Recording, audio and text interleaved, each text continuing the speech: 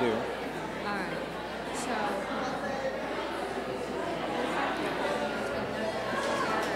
think we should just tell Christy that they're reading this whole thing because we Yeah, sure. haven't seen more. Yeah, it could be. It could be.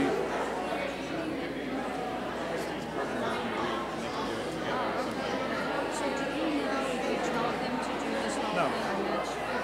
Yeah, anything with a question mark is unconfirmed.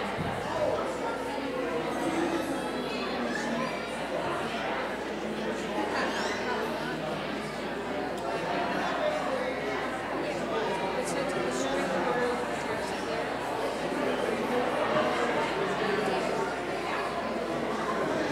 Did the strip go all the way down to here, do you know? Or do you just do that? Okay, so let me just get the thing.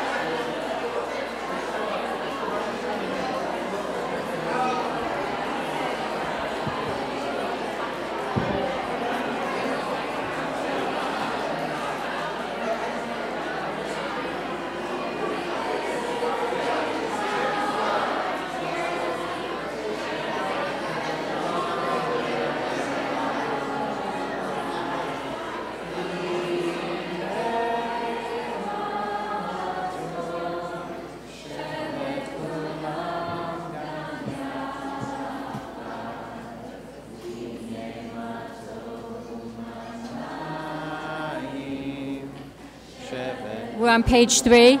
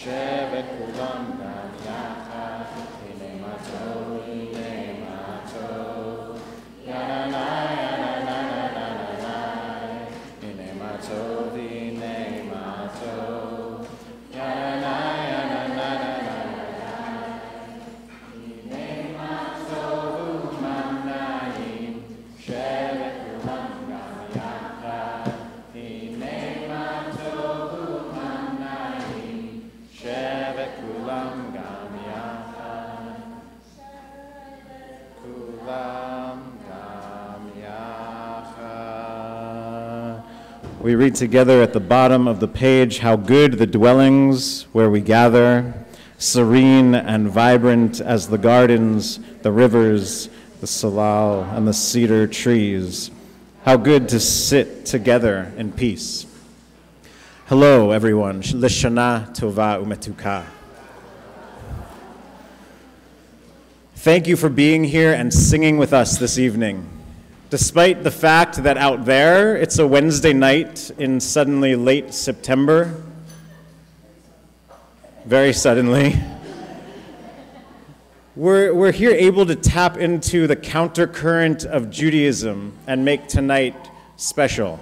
It's not any Wednesday. So ground yourself for a minute in just being here in a different time, in a different space, in this community.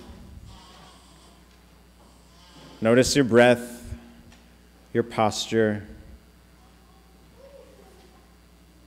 See if you can come into a pose for the new year.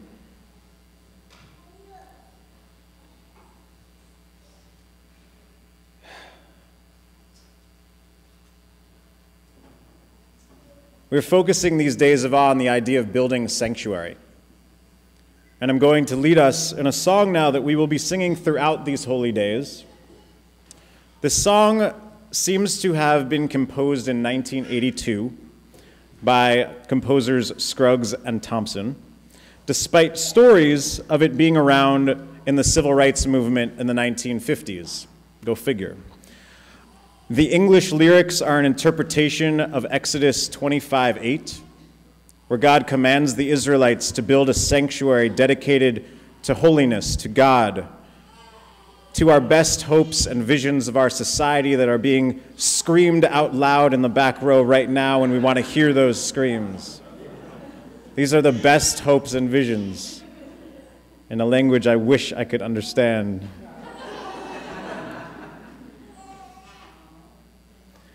So that when we successfully do this, we can transform the profane world, a world where oppression might be normal, to a holy world, a world where oppression is an impossibility.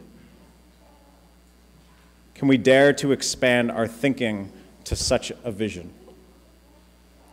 If not now, when?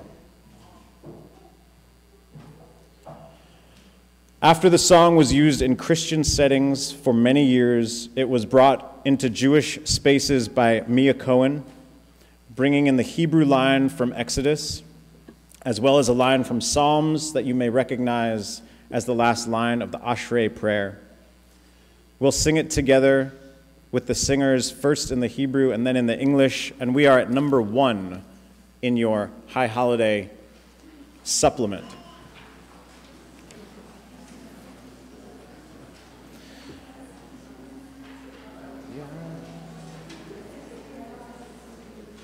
li mikdash shechachanti betocha v'anachnu nevarech Yah me'ata ve'ad olam. Oh, prepare me to be a sanctuary, pure and holy, tried and true, and in thanksgiving I'll be a living sanctuary for you. Vasuli mikdash v'shachanti betocham v'anachnu nevarech Yah me'ata ve'ad olam. Prepare me to be a sanctuary, pure and holy, tried and true,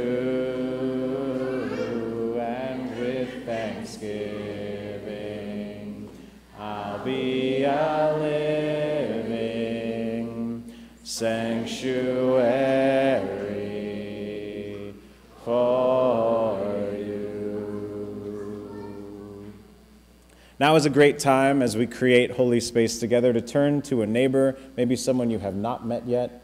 Wish them a happy new year, a Shana Tova, and get to know the folks around you.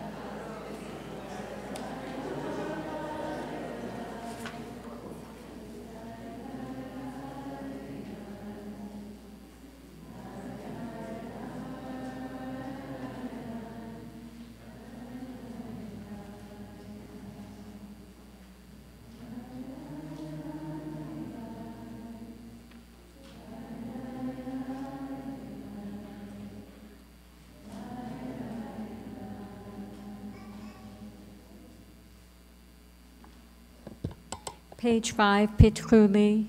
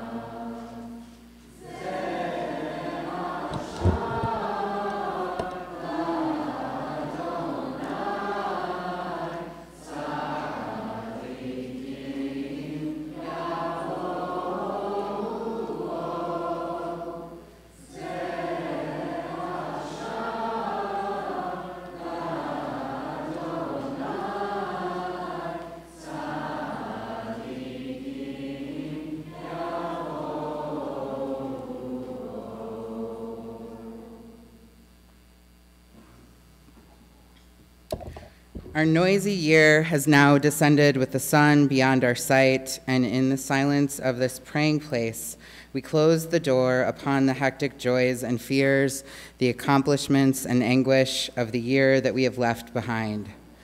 What was but moments ago the substance of our life has now become its memory, and what we did must now be woven into what we are. On this day, we shall not do but be. We are to walk the outer limits of our humanity, no longer ride unseeing through a world we only vaguely sense beneath our cushioned wheels. On this day, heat and warmth and light must come from deep within ourselves. No longer can we tear apart the world to make our fire. On this day, but a breath away from our creation, we are to breathe in a world from which we no longer feel apart, but as close as eye to blossom and ear to the singing in the night. We are here on this Rosh Hashanah Eve, poised somewhere between what we have been and what we wish to be. We are here at this season of tshuva, of turning, of returning to the self we have covered up behind the roles and masks with which we protect ourselves. We are here in celebration and in search, in judgment and embrace, ready to confront ourselves and the world in which we find ourselves this night. We seek to open wide the windows behind which we have hidden and to send forth hand and heart to learn where we have come, what we have become, and what we hope to be.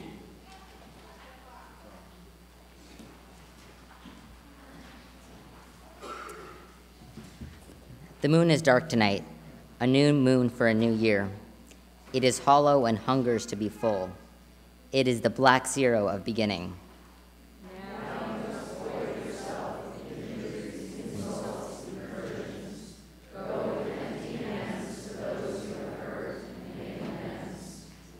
It is not too late. It is early and about to grow. Now it is time to do what you know you must and have feared.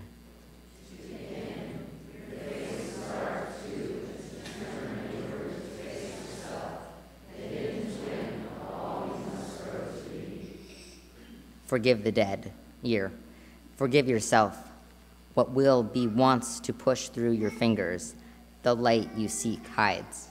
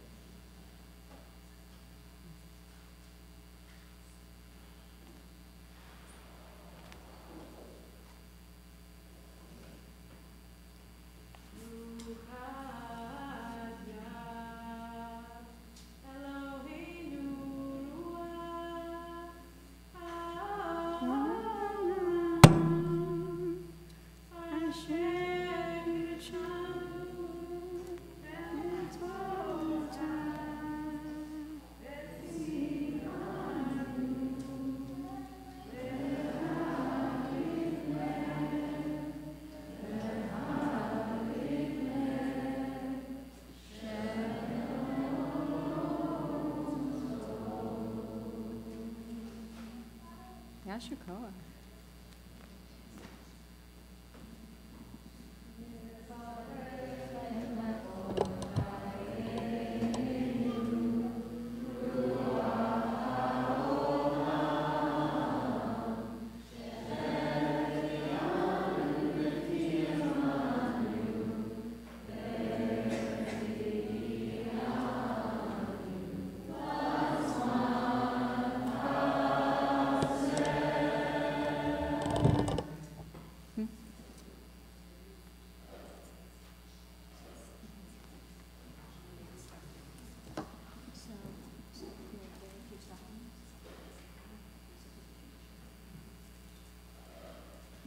Okay.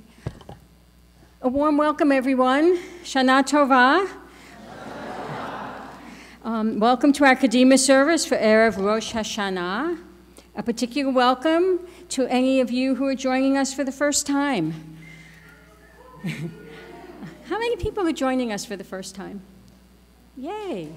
Woo. Yeah.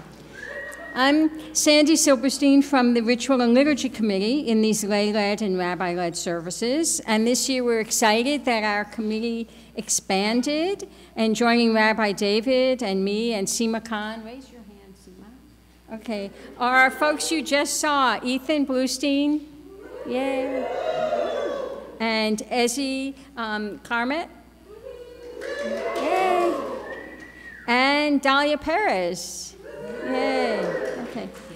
In these services, we work to reflect our community values. So as you may remember, for the past 3 years, we've used the high holiday cycle to center an issue that's part of our ongoing commitment to issues of race, xenophobia, inclusion. And this year, as Rabbi David said, we're centering creating sanctuary for each other, for the stranger, for all who are vulnerable. So you'll hear Rabbi David say a good deal more about this evening, and then throughout this cycle of services, you'll hear other speakers. With this service, we are entering what Jews call the days of awe, the period between Rosh Hashanah and the end of Yom Kippur.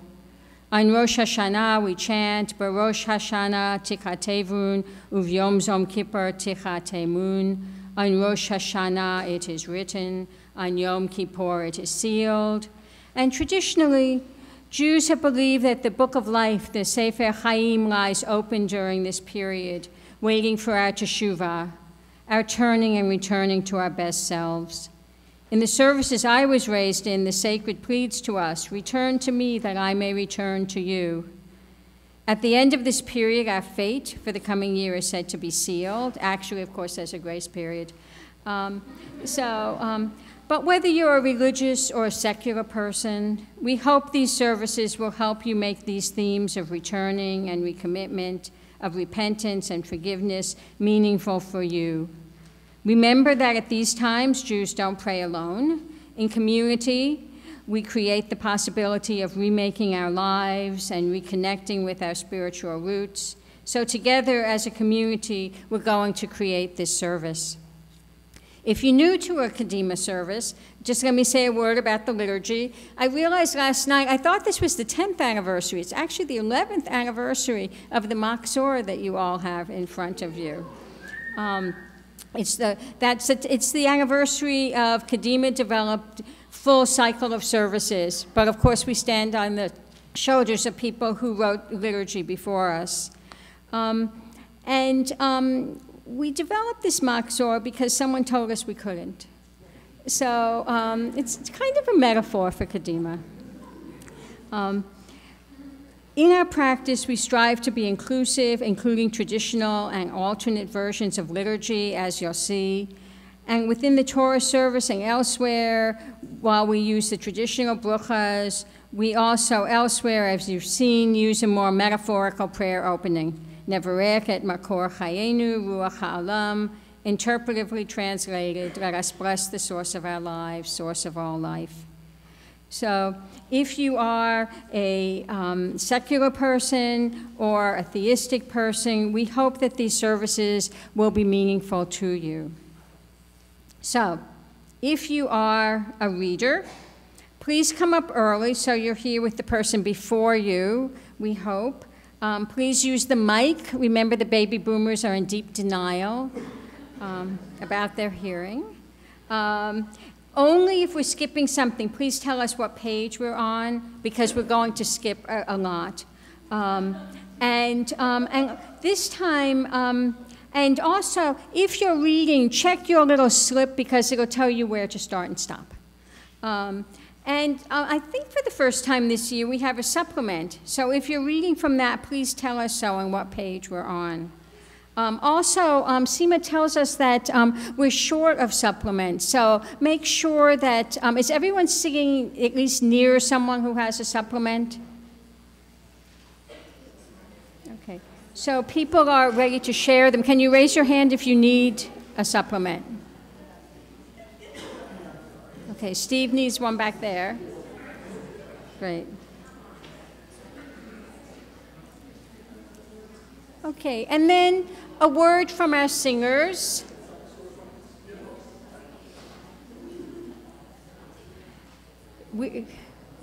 Our singers, to whom we're very grateful, would like us to remind ourselves that services are not performances. So please join them as often and as loudly as you possibly can. Let us fill ourselves with song. There's a pronunciation guide in the front of the Machzor, but La La La is always a great Jewish lyric. Also, feel free to improvise and harmonize, because we'll often be singing the High Holiday Nusach, which is a melody that's unfamiliar to most of us. So please jump in, and finally, the bathrooms. There are 2 gender-neutral bathrooms through here, and there are also bathrooms through the room where people were eating and in the back. I'm also asked to say, please be kind to our neighbors with respect to parking. That's true today as well as throughout the cycle. Please, please park legally. And now, we're on page 10, joining the singers with the Chetzi Kaddish.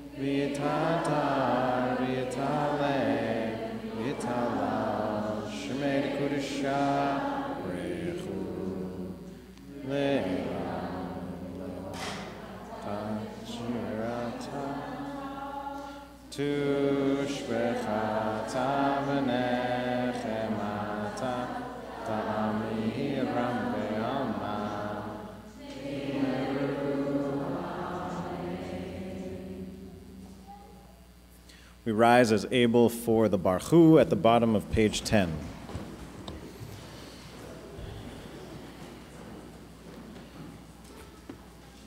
Baruchu et Adonai HaMevorach.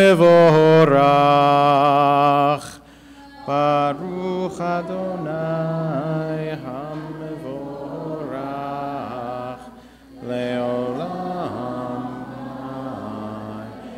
Baruch Adonai HaMevorach Leolam Vaed.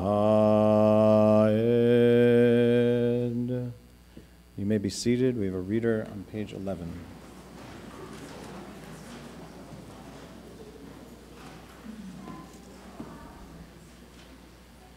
Everyone join together, please, at the top of page 11. The twilight approaches. Evening is upon us. The universe moves in serene wonder. The gates of dawn again and again, changing the time, transforming the seasons, ordering the stars in their heavenly orbits according to the laws of nature and beyond. Ruach HaOlam, spirit within the universe, rolling light into darkness and darkness into light, making day pass and bringing on evening, creating the division we see between day and night.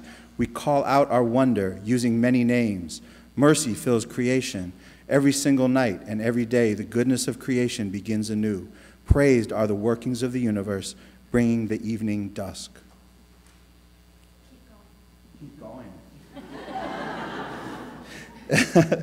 Gates, lift up your heads. Be raised, you everlasting doors. In the future you will be asked, what was your occupation? If you reply, I fed the hungry, the reply will be, this is the gate of holiness. You who feed the hungry shall enter. So with those who give drink to the thirsty, those who clothe the naked, those who look after orphans, and also with all those who generally do deeds of loving kindness. All these are gates of holiness, and those who do deeds of justice shall enter within them. The gates are opening, the gates are opening, the gates of evening and the gates of light, blessing, joy, knowledge, splendor, confession, merit, compassion, purity, salvation, atonement, kindness, forgiveness, solace, pardon, assistance, sustenance, righteousness, uprightness, healing, peace, and repentance. Okay, unless your custom is otherwise, we stand for the Shema, and our custom in Kadima is that anybody who had a B'nai Mitzvah of any generation will come up and lead us.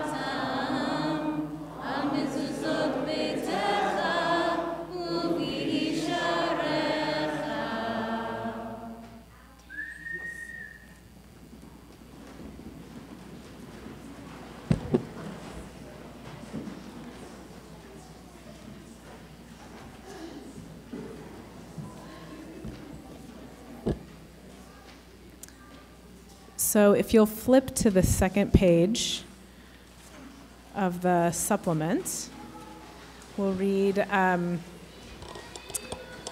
Aurora Levens Morales, Ve'ahavta. So I'll read first, and then if you could join me in the italics, responsively. Say these words when you lie down and when you rise up, when you go out and when you return, in times of mourning and in times of joy. Inscribe them on your doorposts, embroider them on your garments, tattoo them on your shoulders, teach them to your children, your neighbors, your enemies, recite them in your sleep, here in the cruel shadow of empire. Another world is possible. Thus spoke the prophet Roque Dalton. Altogether, they have more death than we, but altogether, we have more life than they. There is more bloody death in their hands than we could ever wield unless we lay down our souls to become them, and then we will lose everything. So instead, imagine winning. This is your sacred task. This is your power. Imagine every detail of winning. The exact smell of the summer streets in which no one has been shot, the muscles you have never unclenched from worry, gone soft as newborn skin, the sparkling taste of food when we know that no one on earth is hungry, that the beggars are fed, that the old man under the bridge and the woman wrapping herself in thin sheets in the back seat of a car and the children who suck on stones nest under a flock of roofs that keep multiplying their shelter.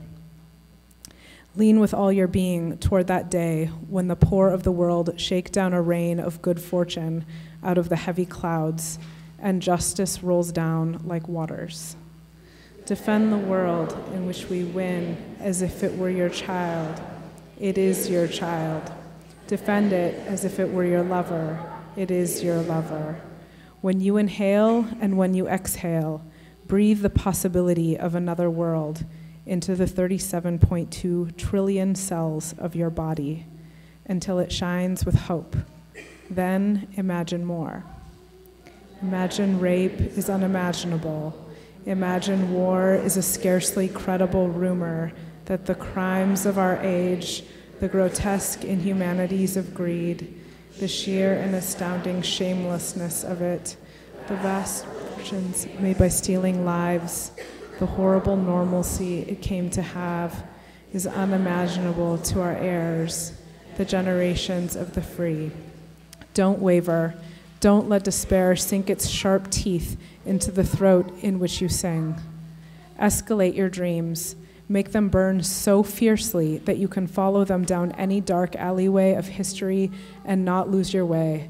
Make them burn clear as a starry drinking gourd over the grim fog of exhaustion and keep walking.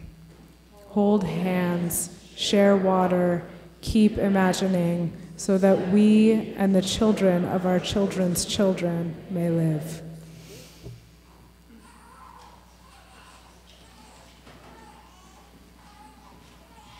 Christy?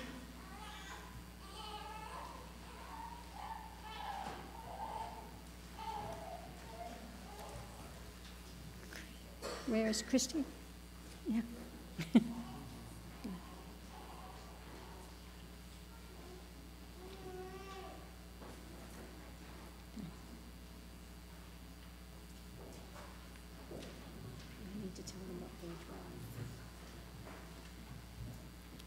We're on page 14 now.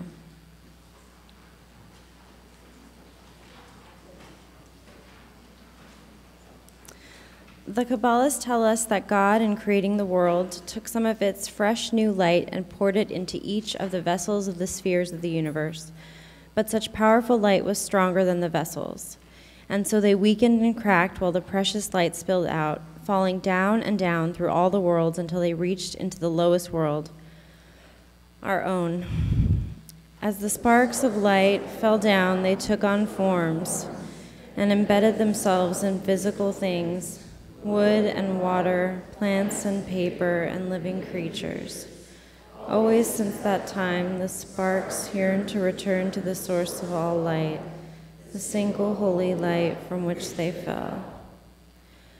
And so, when we do a mitzvah with food or plants or paper or another human being, when we thank the Creator for having formed this beautiful and strong and fragrant thing, we awaken the spark of light within.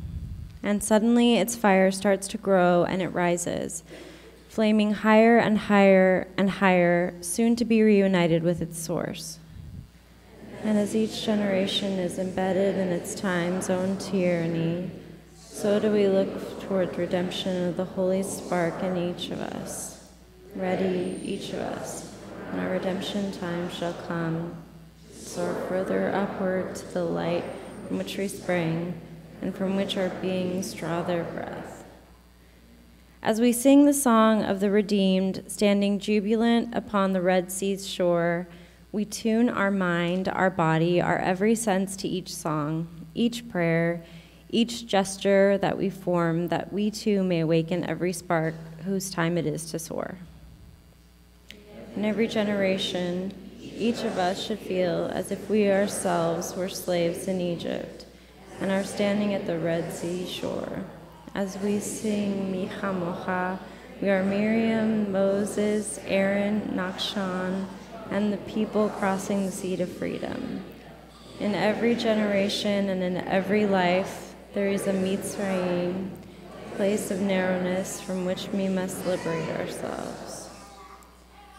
The courage to walk out of the pain that is known into the pain that cannot be imagined, mapless, walking into the wilderness, going barefoot with a canteen into the desert.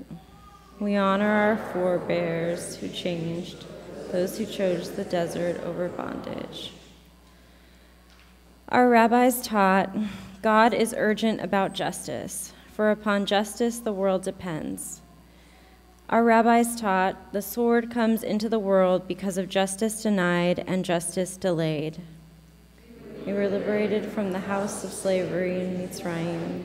Our suffering was mirrored in the suffering of the oppressor. The Red Sea split, the pursuing army was drowned. Our people passed through in safety. The Israelites offered music, song, and hymns, blessings and thanks to the power of liberation, singing, "The proud are made humble, and the lowly are lifted up. The captive is freed, the meek are redeemed, and the poor are helped. The people are answered when they call for justice." The Israelites sing.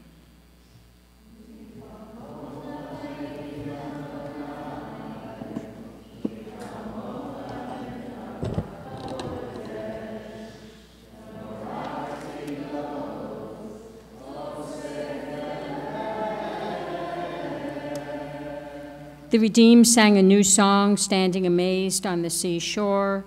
They all gave thanks, praising the sacred.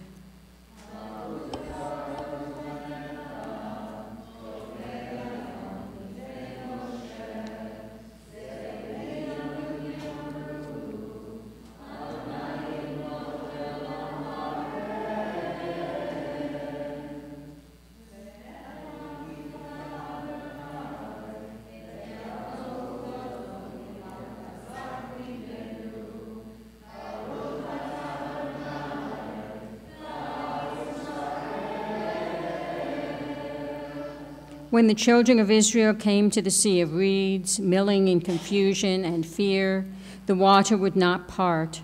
Not until Nachshon of the tribe of Judah leaped into the water did the sea split, and Israel crossed on dry ground.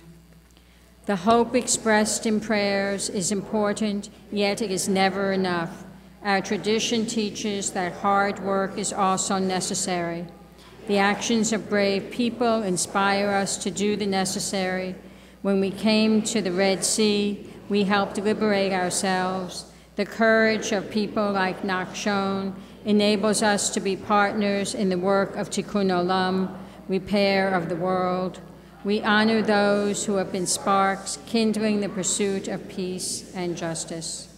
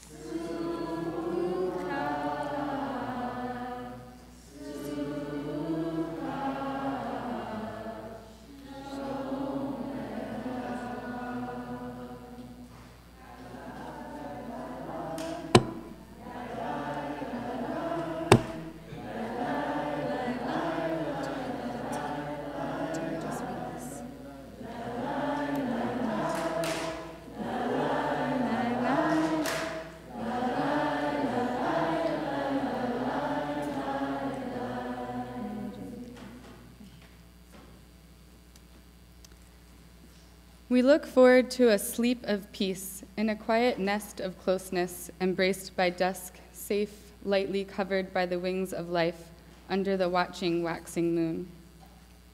In the morning we'll rise to the warming sun, the flutter of life's mysteries, restoring us to perfect peace, a place to practice strength and zeal again. We stretch our arms and laugh at lurking foes, protect each other from the mean-spirited, hold the children's hands and make them cheerful, Show them the sun and the nest and the sweetness. Protect them from sorrow, hatred, and strife.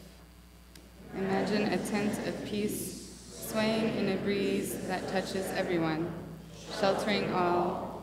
Dream of wholeness, wings of peace, Sukkot Shalom.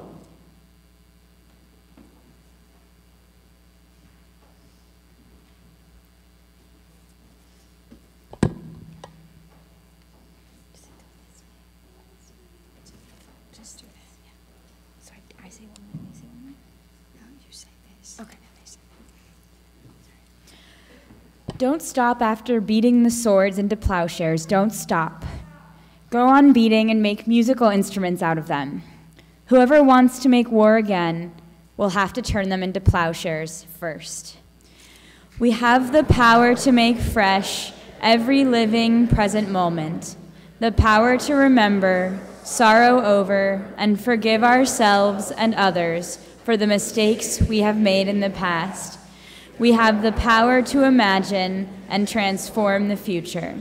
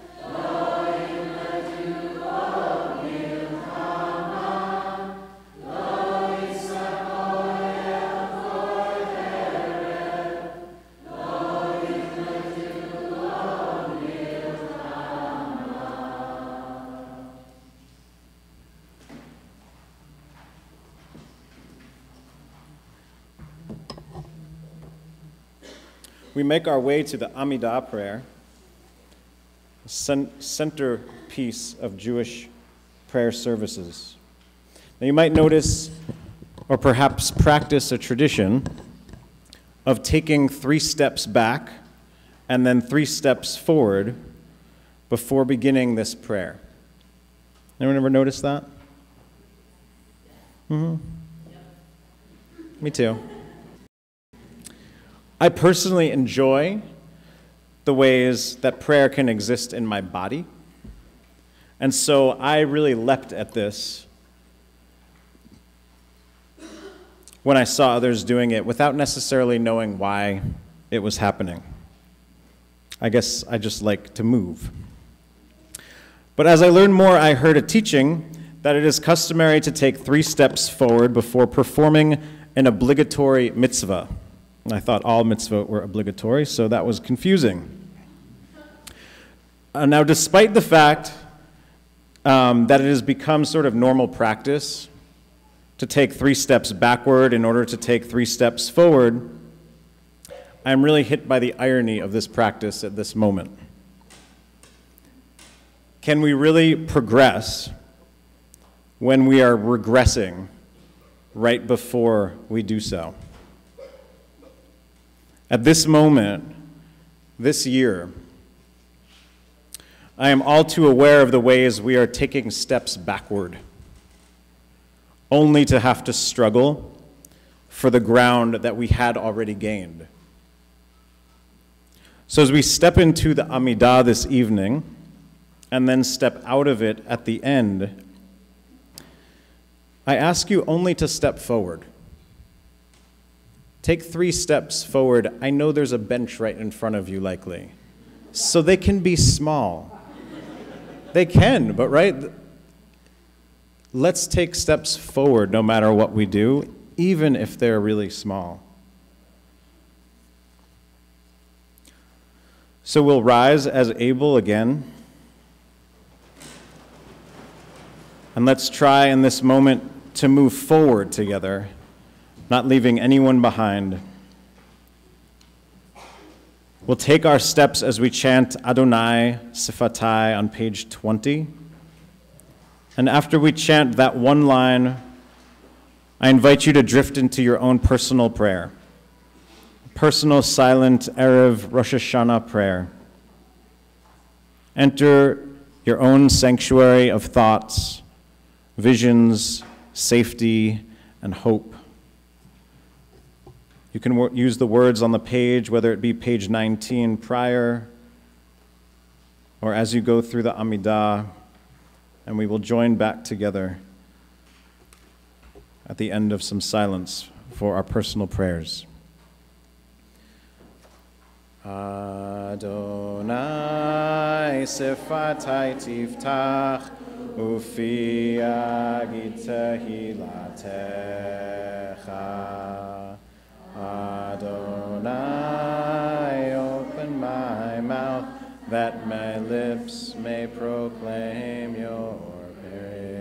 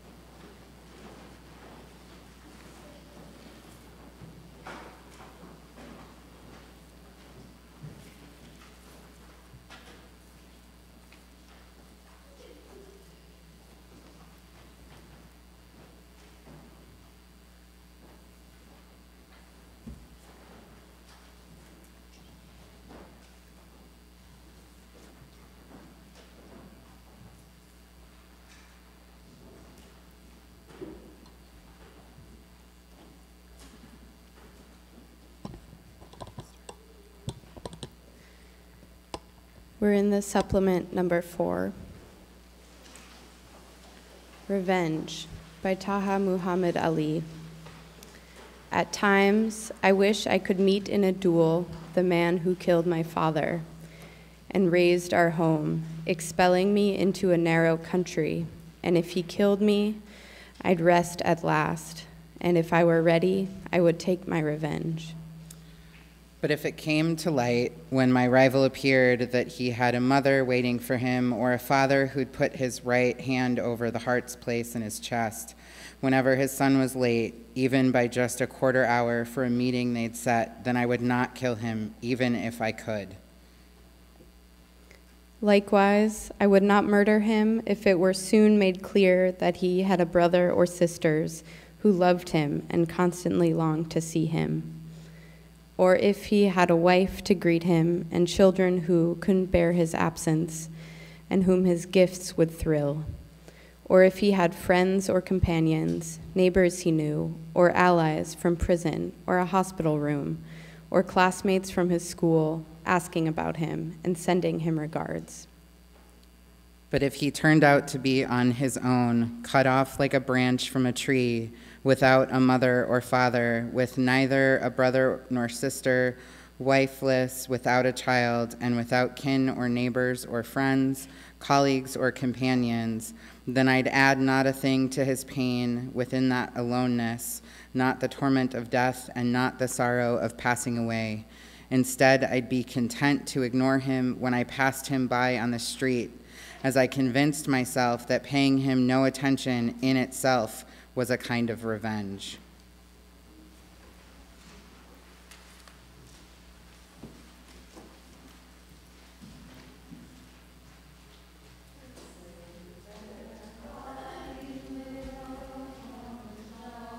Page 25.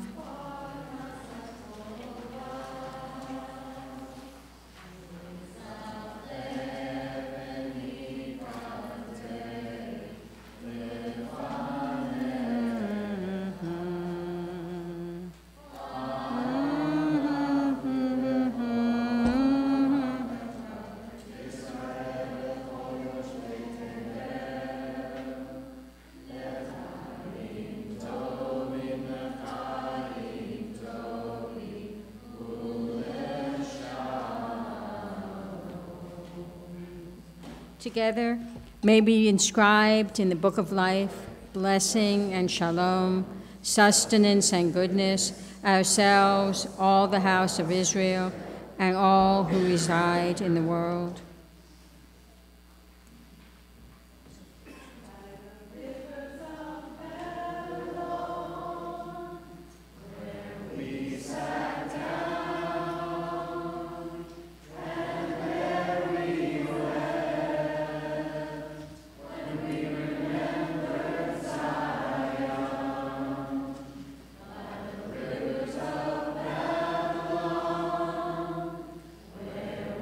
Sat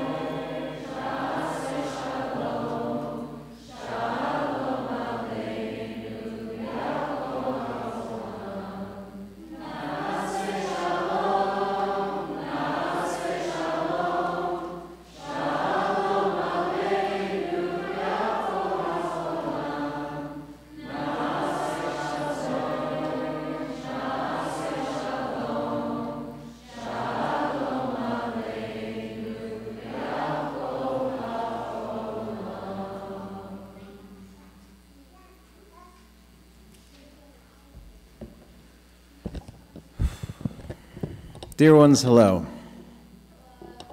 It has been another year, a very full year by national standards, and still a whole year in our personal lives, full of work and school, trials and joys. Some were born, some passed on, some became ill, others healed. It may have been in many, many ways a very, very normal year. And yet, any normalcy in our lives is happening in the context of the wildly and dangerously abnormal. Let us not pretend that the current events of maybe even today, or this week, this past summer, the events of the spring and winter before it, and still for many the shock of last fall, have not made an impact on how we feel, the shape in which we find ourselves in this now new year, the quality of our relationships, our health, and our outlook, our hope in the future. Let us acknowledge that this is the first new year in a very different world. Take a moment to tell the truth about the state of your life. If you have a notebook or a journal, jot down your thoughts. If you don't, store away some key noticings tonight and throughout these coming days. Can we use the power of this season to reground ourselves, to deepen community ties, to build resilience in ourselves and our community so that we might support it in others, to resist from a place of purpose and connection? Now, I am not your doctor, nor your nutritionist, nor your trainer. I hope you have one. I am a rabbi, possibly your rabbi, or still possibly just a rabbi. But either way, here we are together on Rosh Hashanah, the day of judgment, the day of remembrance, the day of awakening, the birthday of the world. And based on the trauma of our people, we may come a little skeptical. Sometimes I do too. And I would say good to some extent. But I want to welcome you here. Welcome to a community that has a powerful history and still a deep potential. A community that is progressing. A community that has the ability to be shaped and wants to be shaped by you and your needs of it. Consider that this could be a community for you. And I'm talking to those on the board as much as I'm talking to anyone here who tonight it's your first time. Tonight is an opportunity to recommit this. We could work to represent and bring about our wildest dreams together. Exactly. Basically, what I'm saying is that this could be your sanctuary. This moment, these people. The strength and resilience that you build from choosing this and returning to it often for fuel, for support, and to chip in what you can, how you can. Welcome to those with the persistent, inexplicable voice that calls to you, "You're Jewish."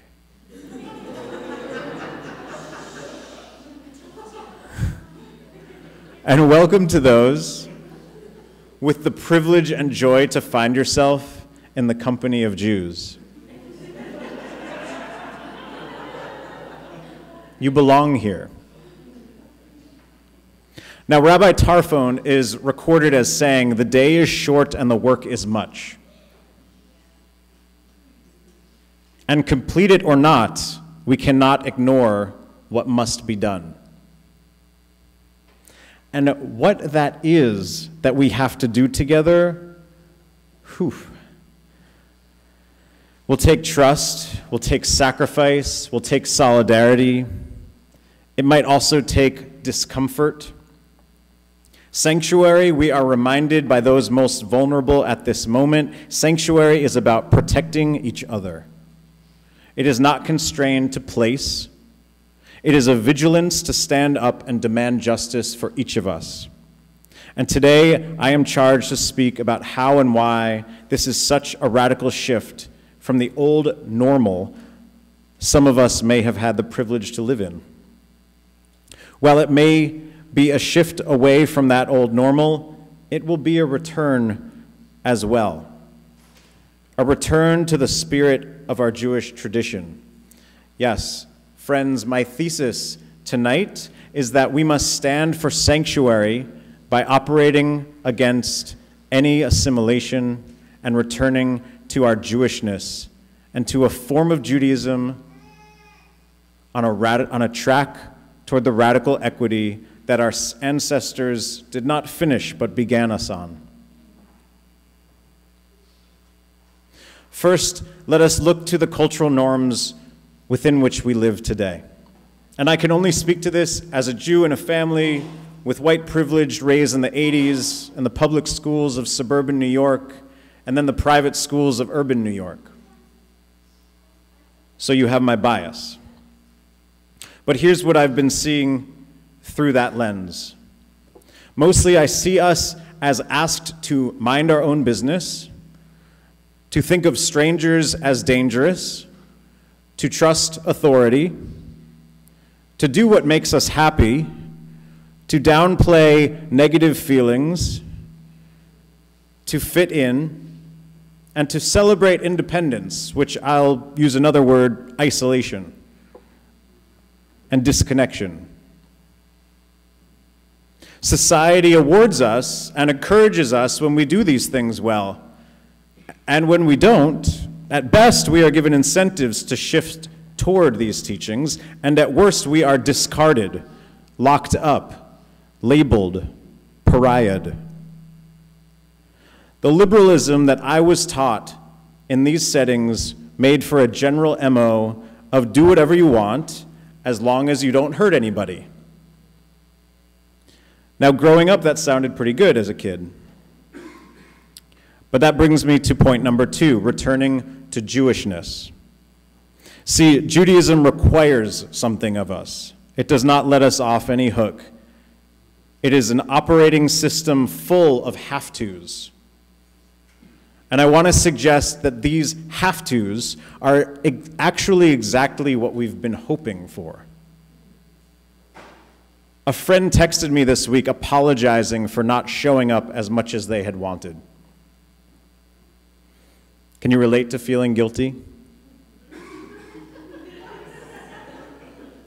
Here we sit on the day of judgment. I'm imagining that my friend is not the only one of us feeling guilty. Well, have-tos, as I'm calling them here, can expunge us from guilt. There's no choice in whether or not you show up in Judaism. You just show up. Because you have to. Because there isn't another option.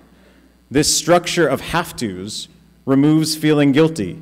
It simply holds us accountable for when we do not do what we must, and gives us a way to atone until we do what we must. This sense of obligation is a cornerstone of Jewishness, and what I am suggesting, we move forward. We are obligated to wash the dishes, obligated to provide food for the sick and those in mourning, obligated to ensure equality for the stranger as much as for the sibling. For those of us now, those of us new, that is not easy. But my friends, doing that work as best as we are able means that we cannot sit around doing what makes us feel good, yet drowning in guilt. We were not pulled from the grips of Pharaoh so that we could do whatever made us feel good. No. We were freed from working for Pharaoh so that we could serve God, or alternatively, an evolving purpose to which we are bound for communal redemption. The same Hebrew word for slavery, avdut, is transformed into work, avodah, synonym for worship. We are not free to desist from it. And thus, I posit this evening to call for us to return to a radical Judaism is about a return to our obligation to one another. We will not build sanctuary on happy or feels good. We must build it because we must build it. When we forget that we are obliged to work for the sake of one another, we melt into that pot on America's dinner table that was founded on a question of whether or not, or to what extent, Jews, blacks, Catholics, indigenous people, Chinese, the disabled, children, women, and every other non-rich cis male white Protestant was and still is truly welcome here. And now, with a return to Judaism, I want you to know that it is for the taking. It is not static, not white male enculturated, not oppressive, not even wounded and claiming victim, not inherently. With the foundation of sanctuary intact, I believe that we are on a track toward creating a new realization of Judaism, just as our ancestors before us did in the times they lived. We are on the cusp of a broad, flourishing Judaism that could, yes, make us happy to contribute and participate, that could, yes, feed our soulful hunger for connection, and still could, yes, simultaneously, actively create a just world. And your friends they might think you're cool for doing it, but we won't really care anyway because we will have invited them to do it with us. This is a vision of sanctuary Judaism for the 21st century. And let us not forget the original purpose of sanctuary. The Israelites, on the heels of their emancipation from Avdut, the slavery of Pharaoh, the slavery of scarcity that can only create separation and divisiveness, those Israelites, our spiritual and possibly even biological ancestors, were told, "Prepare for me a sanctuary, pure and holy, tried and true," or more accurately with the Hebrew text, "Build for me a sanctuary, a mishkan, and I will dwell in your midst." Godliness, divinity, the world to come, the power for redemption, evolution towards something better, or perhaps in a single word, hope, will literally dwell among us, non-fleeting. Imagine breathing hope. Living the awe of the unfolding of creation, tasting divinity. This is the vision, if we are able, to sanctuary. The origins of this word cannot escape religious worship, an idea that perhaps many of us are a little, if not deathly, allergic to. But the religious worship in the Mishkan was for a very particular purpose. And it wasn't about feeling good, and it certainly wasn't about maintaining the power of any humans. It was about ridding the world of impurity as they saw it, which was caused more commonly than anything else by the ways we fail to treat each other well. This worship was a visit to the ethical bank. I owe the universe something because I have taken account for my actions, been called to task, been called in or called out as I have needed to become aware of my transgression. And then, for the integrity of my community, I have made a sacrifice at the altar. And again, a Hebrew lesson, sacrifice. This word in Hebrew is korban, the word deeply connected, sharing the same root as the word for closeness, kirva. When we do something wrong, we are obligated, for the sake of our community, at risk of shooing away God's presence itself, to make a sacrifice or to recreate actual closeness where it has been severed. This is a Jewish idea of sanctuary, answering the call, realizing that we have an obligation to restore closeness where it has been lost, and sacrificing even our unblemished cattle. You know, the good stuff, the stuff that makes us happy, even when it isn't hurting anyone. So look around here tonight. The people sitting here with you are your first opportunity to build this with in this new year. That Kadima could even dare to discuss becoming a sanctuary is bold. We have the power to make something bold seem ordinary tonight, this week, and in the coming days together. Because like us, on this anniversary of the creation of the world, Kadima too is new again. And in that newness, let us build sanctuary for one another.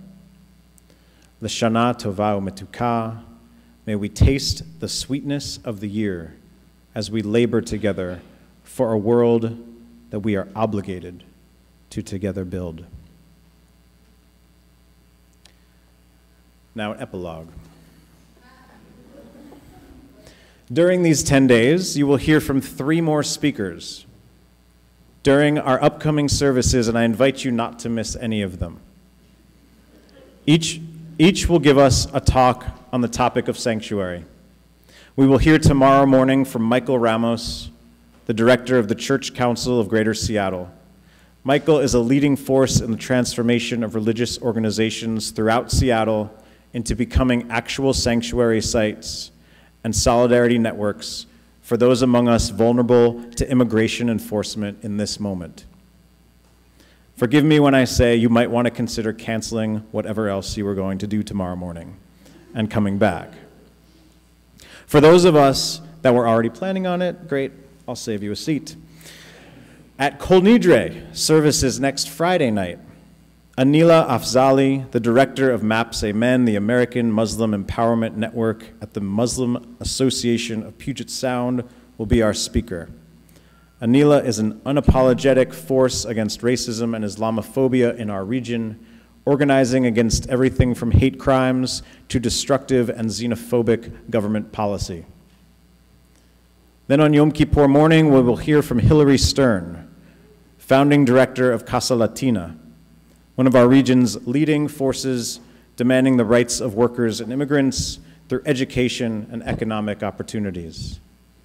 And then on Yom Kippur afternoon, the Kadima Sanctuary Committee, which has been working for months on how to involve us all in the work of today, will lead an important community discussion in the slot we have come to call the Isaiah Challenge from 3 to 5 p.m.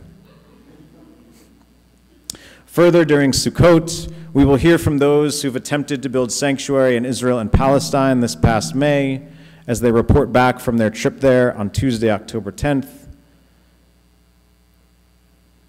And then we will visit those fighting for sanctuary everywhere here in the Salish Sea area by visiting the Northwest Detention Center on Sukkot Shabbat afternoon, October 7th.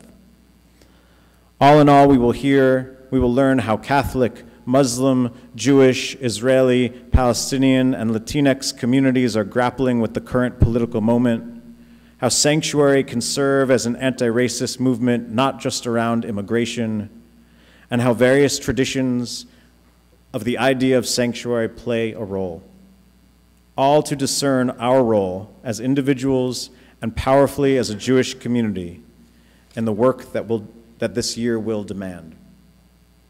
It will take all of us, and I hereby invite you in. Take a small step, just like we did in the Amidah, into this work.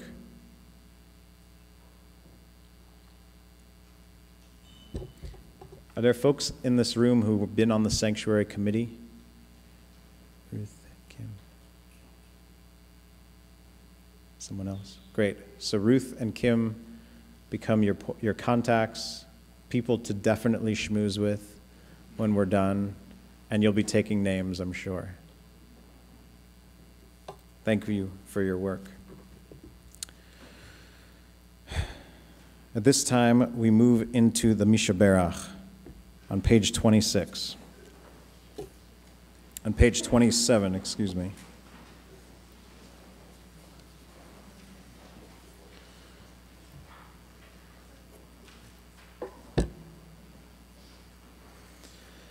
And as we do so, I invite you to share the names of anyone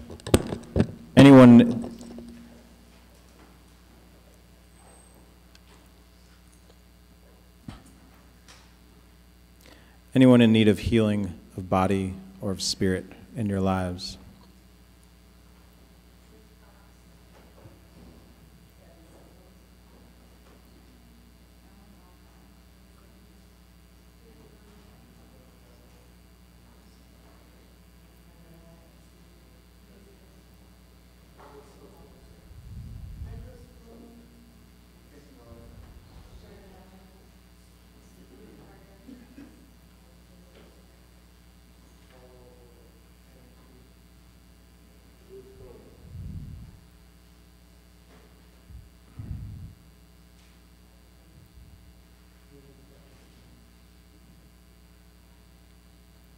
I'm struck by the number of people caring for those in need of healing in this room.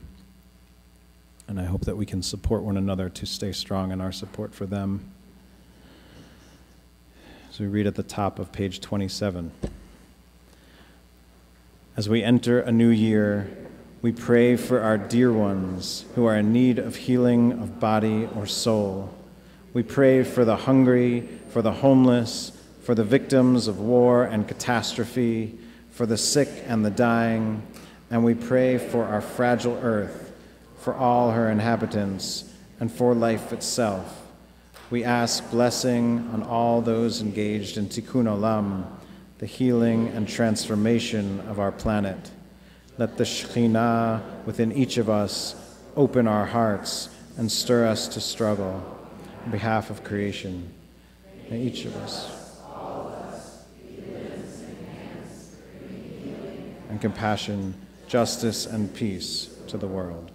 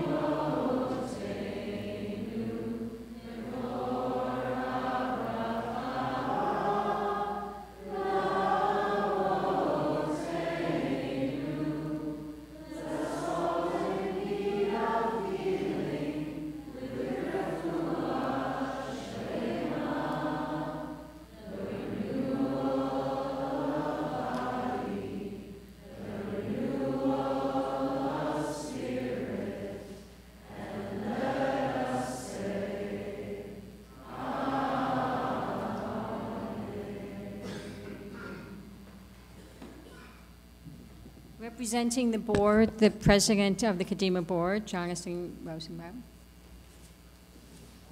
Thank you, Sandy. And representing Jonathan Rosenblum is Natalia Schiffer McConnell, our soon-to-be bat mitzvah daughter. So a couple of announcements, but very quickly. First of all, let me just say, on behalf of the entire board of Kadima, welcome, Shana Tova Umituka. Would board members please stand so people can at least get acquainted? If you don't know them, I encourage you, get to know us all in the coming days and weeks.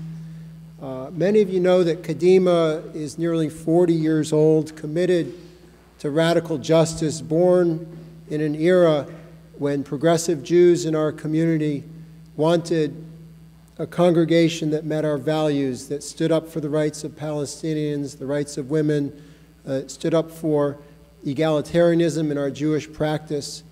Some of you are here in the room today. Some of you are here for the first time. Whether you've been here year in and year out for 40 years or whether this is your first time, welcome. We welcome you. We welcome you into this community, not just to join Kadima for who we are, but also to help make us what Kadima can and must become, as we just heard from Rabbi David. Sanctuary being not just a noun, but a verb.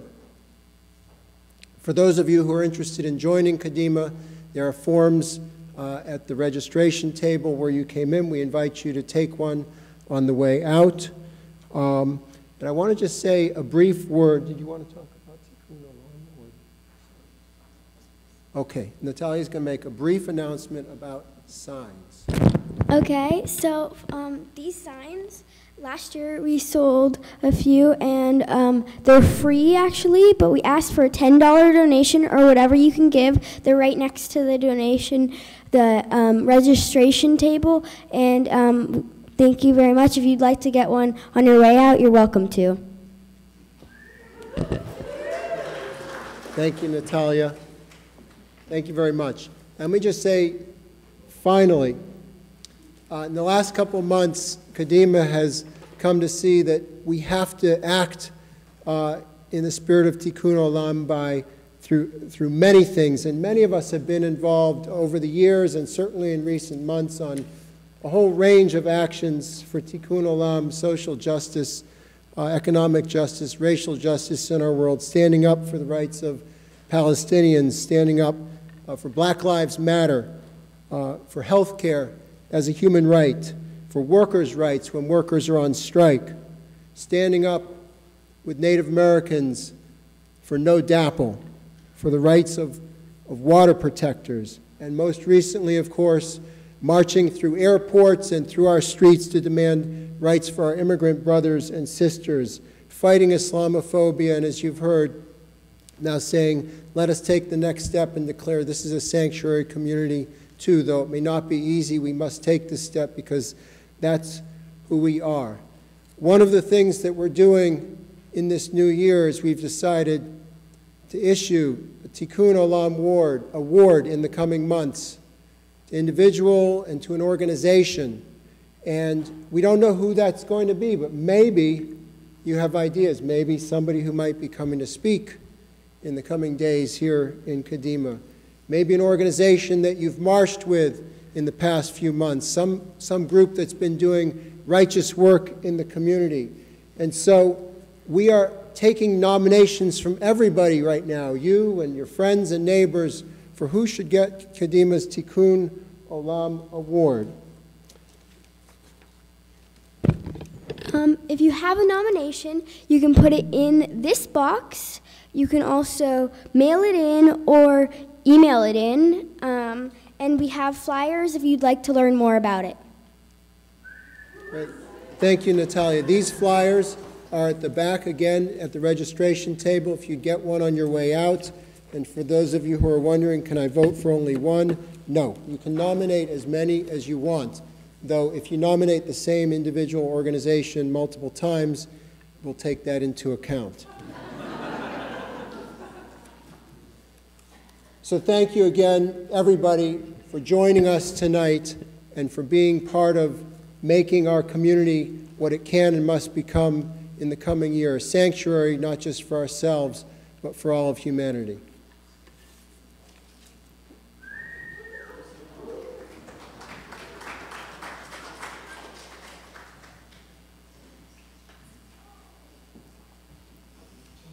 We turn to page 27 and rise as able for the Aleinu.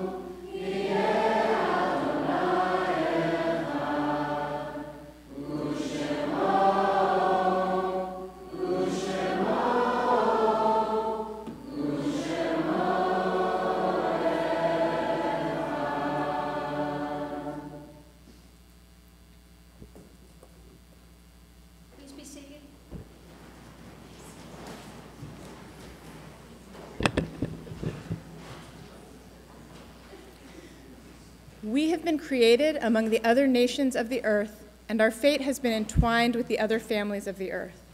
We shall strive to understand that all our portions must be one, and yet all peoples and each person are unique and distinct.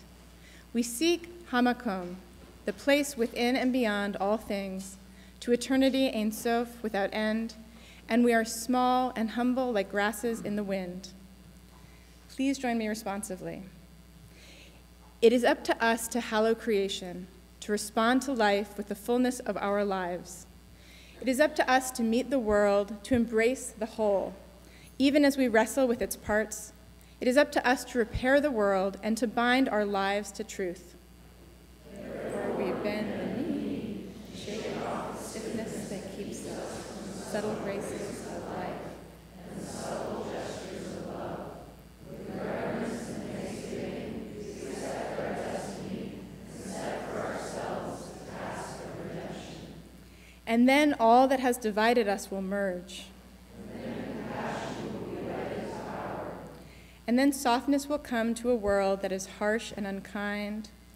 And then everyone will be gentle. And then everyone will be strong. And then no person. And then all will be rich and free and varied.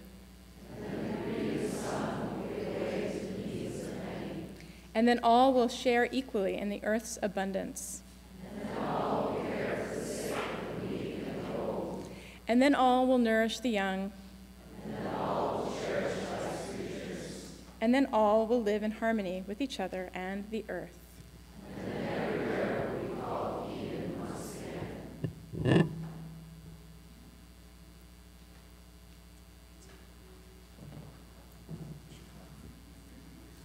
We turn to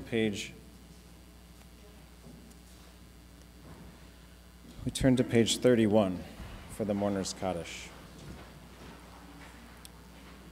And as I said earlier, this year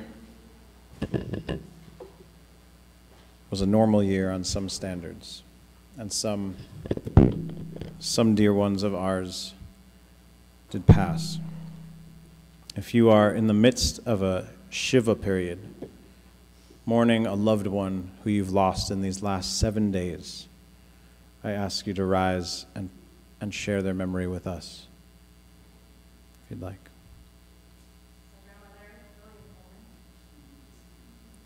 Sorry to hear.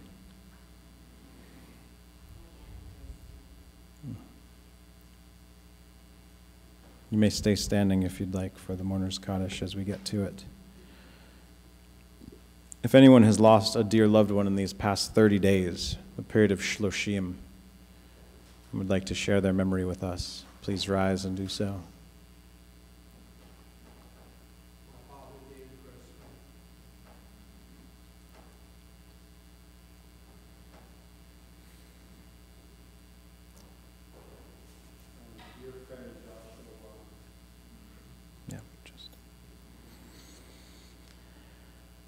And for anyone who's lost a dear one in this past year, period of Avel, if you'd share their memory with us.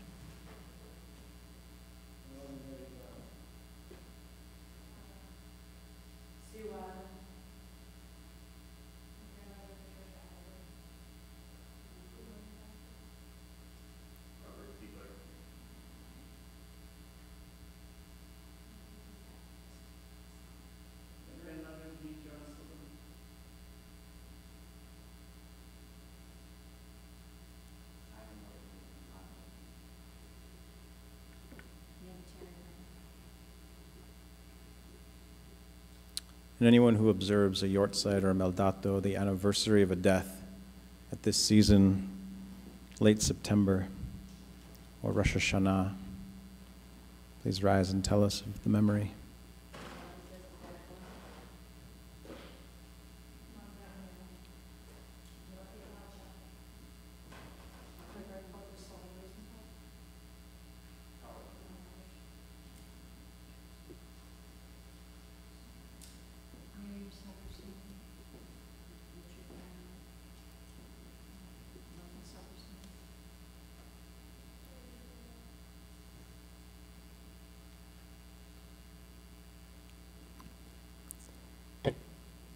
We read responsibly on page 31 before we recite the Mourner's Kaddish. I invite you to stay standing.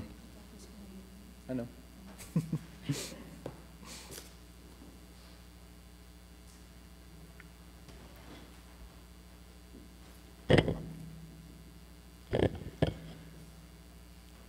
Look around us, search above us, below, behind. We stand in the great web of being joined together. Let us praise, let us love the life we are lent, passing through us in the body of Israel and our own bodies. Let us say, Amen. Time flows through us like water. The past and the dead speak through us. We breathe out our children's children, blessed. Blessed is the earth from which we grow. Blessed is the life we are lent. Blessed the ones who teach us, blessed the ones we teach. Blessed is the word that cannot say the glory that shines through us and remains to shine, flowing past distant suns on the way to forever. Let us say, Amen.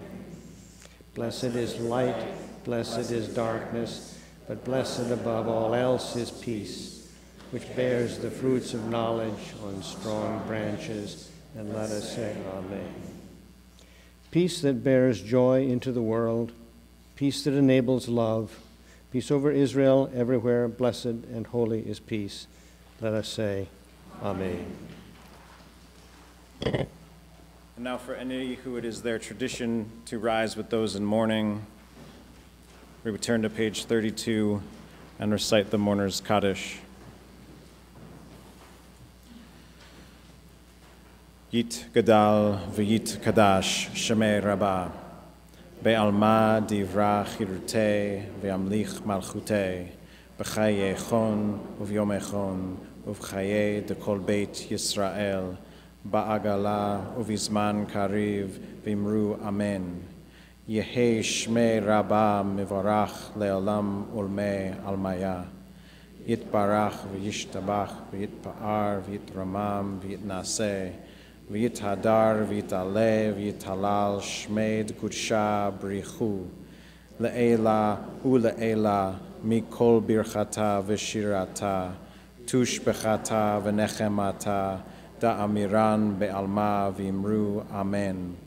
Yehei shlama rabba min shemaya v'chayim aleinu ve'al kol Yisrael v'imru amen. Oseh shalom b'mramav hu ya'aseh shalom aleinu ve'al kol Yisrael ve'al kol yoshvei tevel.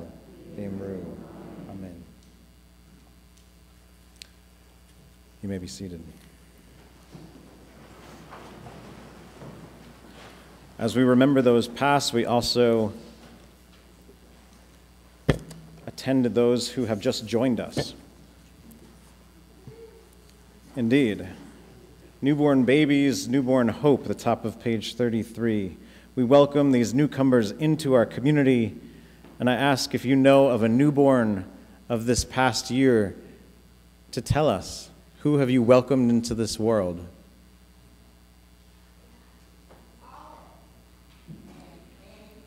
Mm-hmm.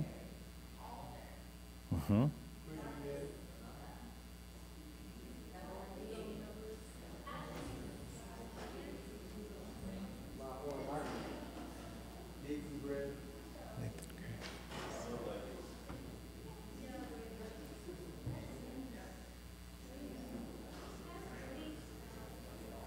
This is great. Anyone say Zali or Joy or Adina? Sage. We had Dominic here earlier telling us like it is. And Alder already spoken, also saying the real prayers earlier. We say together on 33, welcome to the world we share, welcome to our community, you are dear to us. Every child, each of us is a universe. Through each of us, the world will be renewed. And with the singers, Hayom. Nope.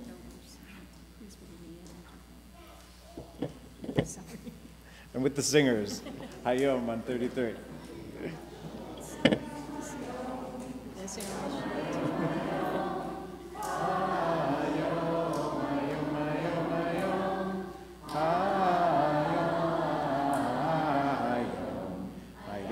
Te'amseinu, Amen. Hayom, hayom, hayom, hayom, hayom, hayom, hayom, hayom, hayom, hayom,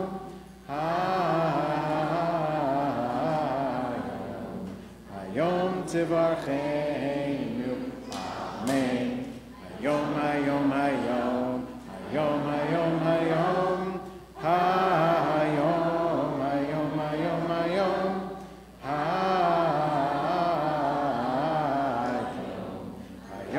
Tegadeinu, Amen.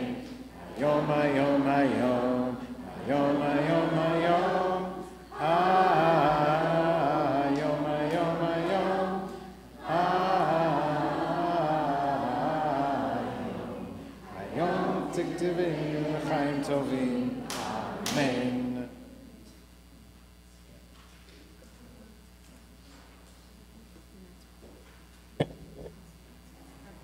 Before we sing ourselves out, it's a Jewish event, so we have announcements. I know you've been waiting all evening for these. After the service, there's a kiddush. There is also, after tomorrow's service, a kiddush and potluck lunch. Tomorrow's service is 9:45, same place. After the luncheon tomorrow, we're going to be doing tashlich. Ezzy, can you raise your hand? Okay, follow Ezzy. It's, what is it called, Madrona Park? Yeah, okay, good. Okay, Rabbi David's already talked, sorry.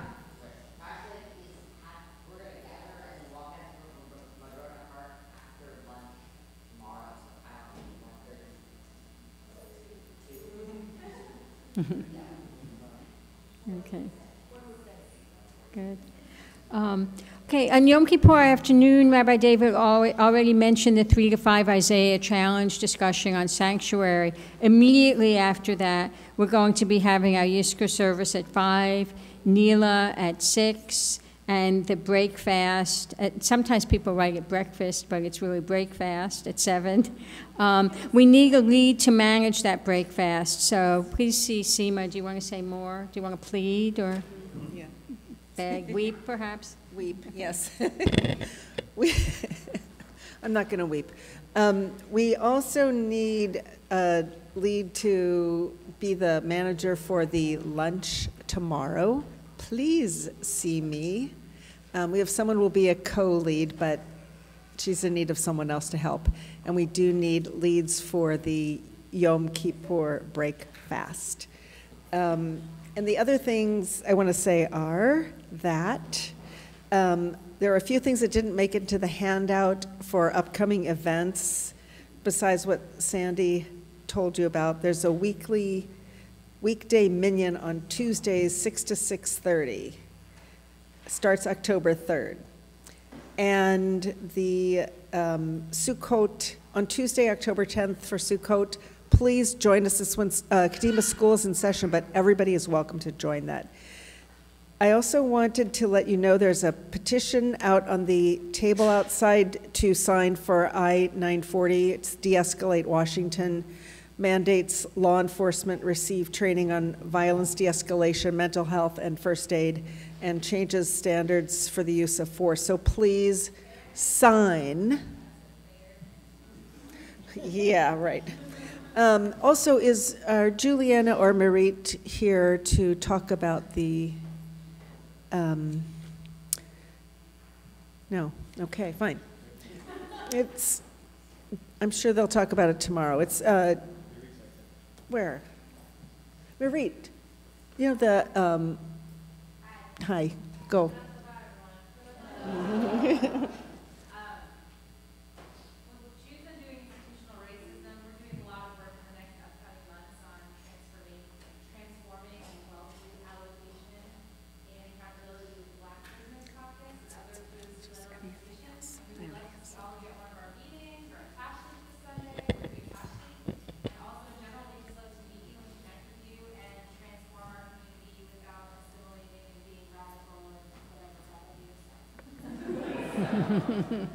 Okay.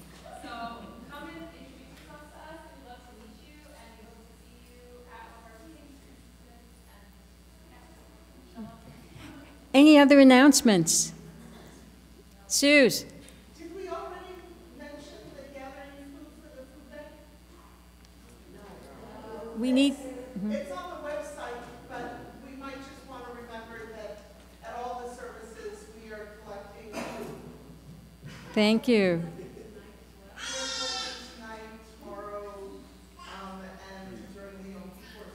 So there is a box in the lobby. Thanks. Okay.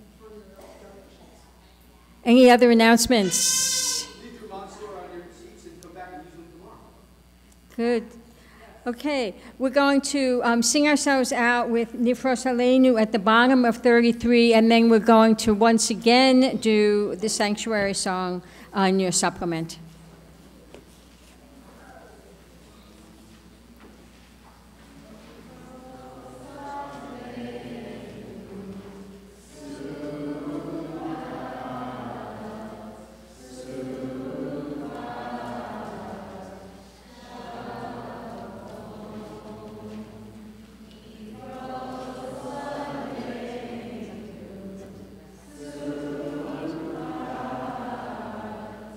So